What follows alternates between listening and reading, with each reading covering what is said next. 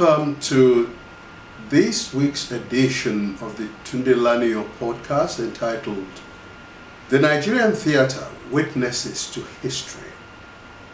In the last 3 weeks we've been talking with Chief Dr. Yemi FAROUNBI, veteran broadcaster, filmmaker, theatre artist, theatre administrator and critic.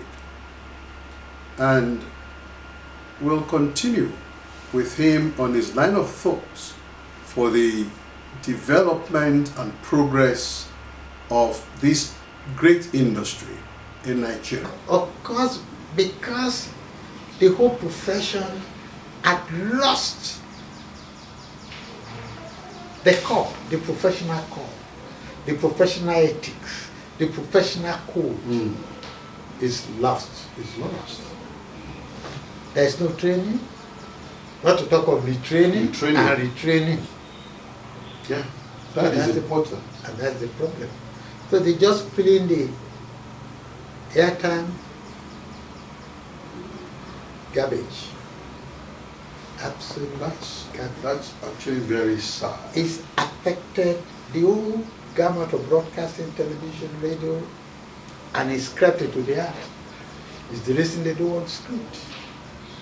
It's the reason that an actor will want to act himself rather than play act the role you are assigning to him. And you see so-called famous actors, actresses, you watch 3, 4, 5, 6, 7 films. They play themselves. In all the role in different fields. Is the same thing. Of course, it doesn't enhance the quality. What would you suggest, sir, as the way forward? We can't remain on the margin when we should be dominant in the industry. The kind of legacy that we have in the industry here, particularly for Nigeria, we've had over 100 years of theatre, good theatre. So we should move forward more quickly than we're doing. The easiest and the surest way is to professionalize. And that is what we have refused to do. Either in the film, in radio, in TV, in theatre, we must professional. Now, what happens? The director sees a beautiful girl in a hairdressing salon, perhaps that he wants to toast. Then he brings him into the production. She knows nothing about theatre. She knows nothing about movement. Nothing about interpreting roles or nothing. Other than that, this director likes her. They bring the camera. But I understand that's been a worldwide problem in television and film, especially. Yes. Maybe not so much on stage, because you can be seen and they can throw things at you. Yes. But you know that in those other countries outside here, if you don't belong to the guild of actors, you can't even get on stage. There's no way you will get there. That is professionalization. You be the guild of actors, the guild of directors, the guild of designers, and so on. So you are specialized. You will have gone through a minimum prescribed level of training. Training and tutelage. And articulation. For you, as you said earlier. To become a member. We have to go to that. You take the film industry. Is the story writer, is the screenwriter, is the producer, is the director, sometimes the lead actor. Yes. How does it happen that? we must create a cadre of writers, a cadre of costume makers, a cadre of all professionals. You can't walk into Hollywood and say you want to act. You are not a member of the guild, it will happen. But it will happen here. And it's a free world. It's just like going to the film. Well, people came from different countries and they've come to act here. Act here. So it's like going to the stadium. Everybody goes there. We have to professionalize. If you're going to be a director, you have to be trained as a director. If you're going to be a cameraman, you have to be trained as a cameraman. The fact that you're a good cameraman does not mean you'll be a good director. No, not in the least. The director is the key man, is the one who has the total vision of the film. The thinker. He knows what he wants to get. Yes. Yes. Then he says he's the producer. Sometimes they don't even know who a producer is in a film industry. Yes. Yes. So we have to do that. Unfortunately, for the Yoruba theatre, we used to have ANTP, founded in '64, courtesy of Dexter, was that white man who was in the School of Drama. They arranged a workshop for all of them, and the project was we must do one drink card, in which Kola was the star. So that was the project that was used to train them. After they finished, they now thought they should have a group. That was how the Association of Nigeria Theatre was formed. For years it was not registered. For decades. And at the end they just saw it as just one of these associations. And traditional actors who proposed. Yes. When some people couldn't get the post, they broke away and formed another one. Still perpetrated the same weaknesses, the same illnesses that affected the gospel. Because they are not professional. Yes. There are no minimum qualification for admission. There is no training stages. Yes. And so, how do you go from an athlete to an associate, from an associate to a member? You don't upgrade. You don't upgrade. Nothing. Unless we go and do this for theatre. It's going to decay. And I don't mean stage that, I mean theatre, the film industry. You know that the film industry is losing its romance. It's not like when it started. Yes. So we have to look at that. Train the director, train the designer, train the costume people, and professionalize it. As for broadcasting, broadcasting has no professional body that says for you to be called a broadcaster, you have to have had this kind of training and attribution. And then provision also for buoy. The drama people see we have what we call ANTP and that. None. Yeah. It's only last year that BOM decided they were going to establish a society of Nigerian broadcasters. As a matter of fact, we registered this in 1994. Yes. Yeah. I was there in the freezer. Now they've taken it off. They are an association of chief executives. Yes. Once they are committed to it, then no station will recruit somebody who is not a student member from the institution, or an article member. Whatever. But these are things we ought to. And that's why anybody just comes on here. And you just sorrow. Yeah. They say. Sorrow. And somebody just whistles and says it's an on-air personality. What is it you are doing that you are becoming a personality? So we need all of them. Because associated with it, of course, is training opportunity. Yes. Where can you train? In our days, we had the NBC training school. Yes. It's still there. It's called the Nigeria Broadcast Academy. Professional training. You have the elementary, intermediate, and advanced. For all aspects, engineering, presentation, camera, anything radio, they had it.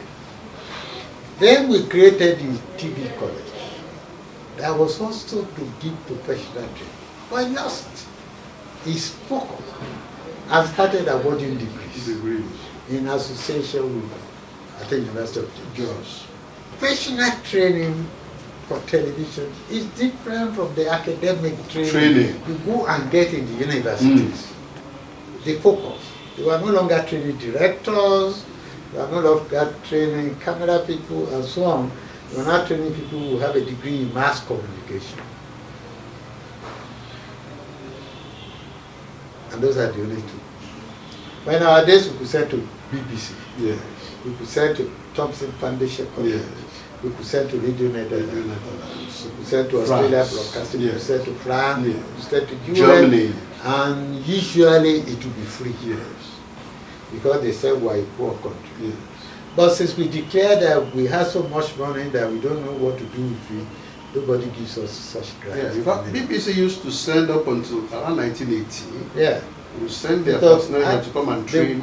But they trained us in BCOS. Yes. Why? But BBC still has opportunities now. They still have 1 or 2 or 3 representatives here. That if you link up with them, the only thing is that perhaps in the past it will have been free. Free, yeah. You will not pay something. Something. It used to be free, so yes. we have to look at that. There was a time in DC battle, a supposed training school in broadcasting was set up. Yes. The NBC had to go there to go and shut the place. Because the person who organized the training, I was doing graduation, he himself had never been trained. No. So we have to remember. We have to look at all of that. For theater, for film, for broadcasting. So we need to clean up all of that. Sanitization. All of that. So that we can be what we should be. Because sometimes when you look at productions from some other countries, yes, we have the quantity when it comes to film. I think we are the second largest producer of content, of products now. Products now. But when you begin to look at the quality, we are nowhere. No. We are nowhere at all. And for that industry to sustain the boom, so that there won't be a bust, there had to be quality training. And that is very, very important. I want to quickly go back to content. And that's foreign versus local. I remember that Sesame Street was a very popular brand on our television stations. It was a daily menu for a long time, for a long, long time.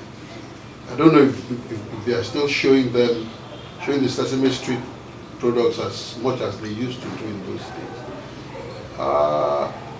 One had rumors that you didn't want that show on your station in Ibadan. Yes, I resisted it. They reported me to headquarters. And I told them, if you wanted Sesame, put it in your network bed. For me, and I have no apology for this. This is media imperialism or cultural imperialism. Well packaged, well produced. This was 1980? Yeah, but it was marketing the American culture. And you end up producing people who are neither Nigerian nor American. And those who are producing it knew what they were doing. It was like when they decided on the Peace Corps. It is American propaganda to let us believe their approach was the best. And Sesame Street was being given free To the stations. They would donate it with the tapes and everything. They won't even come to collect it. That wasn't going to happen. And later on, tribute to Vincent Maduka, he saw this. And we now started in JAWS puppetry so that we can begin to produce our own Nigerian content. And Not as perfect, not as finished at that time, but that's also marketing our culture. maybe also a sad time, because I remember that even Ibadan contributed Akelu's to go for training. To go for I think in training. Bulgaria or something. Yes, for these For this puppetry. But really when he came back, there wasn't really anything to do. You know, we don't think, we don't plan. They make offers. Some countries send to you, send people, nominate them. We see it as practices of office, not as part of a deliberate plan. Really, that wasn't what WNTP was. I was in charge of staff development. And I had to plead for every member of staff. I knew their deficit, their deficiencies, the areas of strength and the areas of weaknesses. And I knew the kind of training they needed, area of weaknesses. And so every year we'll have a staff development program. How many people are we going to train? Usually 20%. I remember they came back, were posted elsewhere. Atibakwadila was sent on the training leader. Came back, it wasn't posted to the sheriff, it was posted elsewhere. So it was useless training. Useful training, but made useless. Made useless, not utilized. Yes. And stations, particularly in creative, there's nobody who is overall 100%. So you must plan for what we now call human capacity development. We used to call it staff development. You must plan for it, for creative. And sometimes we send people out just for competitiveness, for them to see producers in Britain, Australia, and so on, and see whether they were at par. Matching up. Matching up. And because we believe that we are better than any other people. We believe that we are better than any other people. And so if we come, it's not because we wanted to learn, it is also because we wanted to know that we are good. You know. And many of our people, they'll say, Wale Oyebamiji went to Radio Netherlands. And there was something, that reminds me, there was something unique about him and Yemi Elebu. We were doing a program on IFA, done for us by Professor Wande Abimbola. It was chanting. I spent a larger part of my life in Ekiti.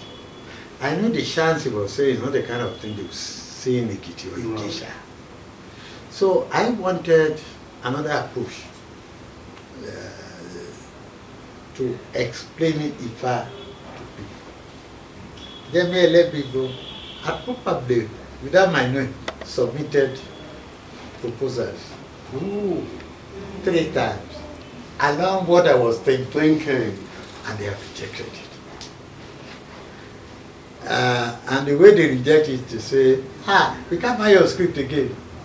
Go and write another one. So it was more, in one of the cases, he came unhappy. Then I met him at the reception. And I said, it's my namesake. Mm. Anna, what's happening? He looked so dull, then he narrated the story. Go and bring it. But don't give it to anybody in program. Bring it Just to bring me. it to me. And he brought it. And because IPA has an explanation. Yes. As the whole idea was, you take an Udu.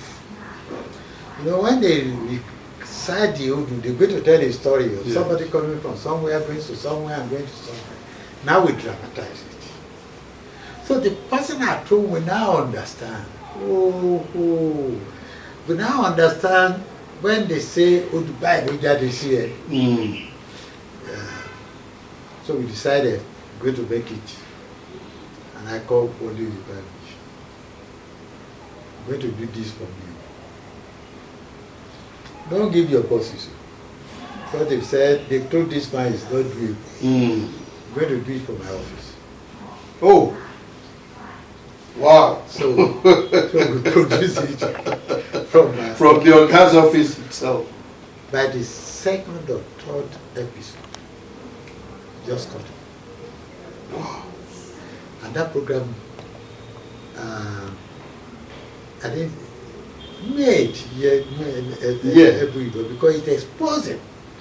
In fact, he succeeded in getting copies to America and so on. I was going to say that was his entry into the American particularly society. the universities and so on. Yes. They now realize became very popular. This thing has a science, it has an art, and so on.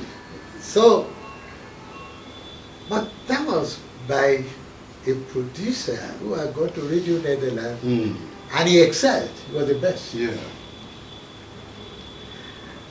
So when you don't now make provision for training, you don't want to spend money for training, you don't want to spend money for program content, you don't want to, so why are you establishing stations? People must be trained. People must. That's part of what I still say today, sir. Just like you said earlier, you can't employ people to do things that are specialized and you're not training them. Very interesting to sit down with Chief Dr. Yemi FAROUNBI to recall his vast experience in the film, theater and broadcast industry in the last couple of decades. Let's continue with Dr. FAROUNBI next week.